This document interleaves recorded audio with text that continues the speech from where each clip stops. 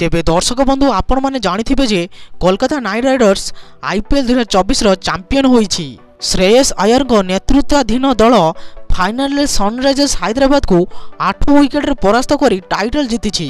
2012 एवं 2014 पर Kolkata Knight Riders तृतीय आईपीएल टाइटल थिला, किंतु एही फाइनल मैच पर सनराइजर्स हैदराबाद मालिकाणी काव्या मारन तांको लुह लुचाई पारि नथिले, कारण तांको दल ट्रॉफी हाताई पारिला नाही। कैमेरा रे अन्य पार्श्व को मुंड बुलाई से लुह पोछिबार नजर आसीथिले। एहा परे से जनता को अभिवादन ग्रहण करथिले एवं केकेआर दल को अभिनंदन जणाइथिबार मध्य देखा जाइथिला। मैच परे तांको प्रतिक्रियार वीडियो सोशल मीडिया रे भाइराल हेउछि। एही फाइनल मैच रे जिए हेले जणे हारिबार थिला एवं जिए हेले जणे जीतिबार थिला।